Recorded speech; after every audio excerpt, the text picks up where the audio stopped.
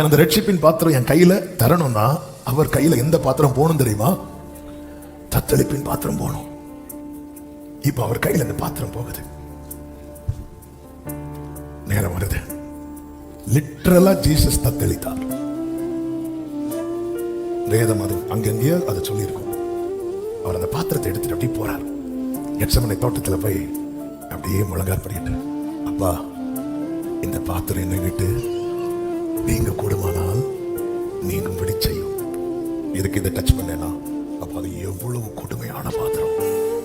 God's judgement இருக்கு தெரியுமா? சகிக்க முடியாது. நமக்கு பாராட்டின கிருபை. அந்த பாத்திரத்தை வாலண்டியரா வாங்கினார்.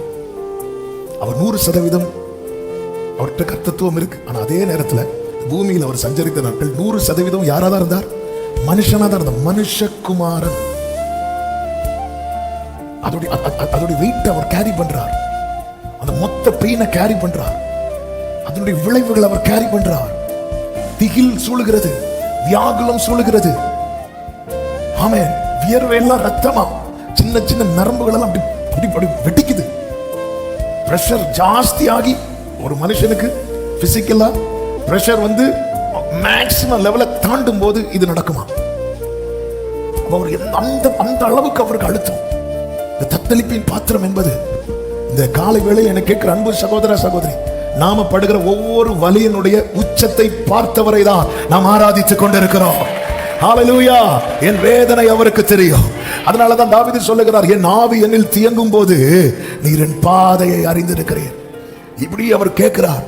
இந்த பாத்திரம் என்னை விட்டு நீங்க கூடுமானால் நீங்கும்படி செய்யும். எதுக்கு இது சொல்றது? நாம கேரி பண்ண வேண்டியது, இது நம் கையில் இருக்க வேண்டியது. நம்முடைய மீறுதல்கள்னால, நம்முடைய அக்கிரமங்களினாலே, நம்முடைய பாவங்களினாலே நாம சுமக்க வேண்டியதை எந்த ஒரு சின்ன கரை கூட இல்லாம, இயேசுவை சுத்தி ஆயக்காரங்க இருந்தாங்க, இயேசுவை சுத்தி பாவிகள் இருந்தார்கள், இயேசுவை சுத்தி விபச்சாரம் செய்தவர்களும் இருந்தார்கள்.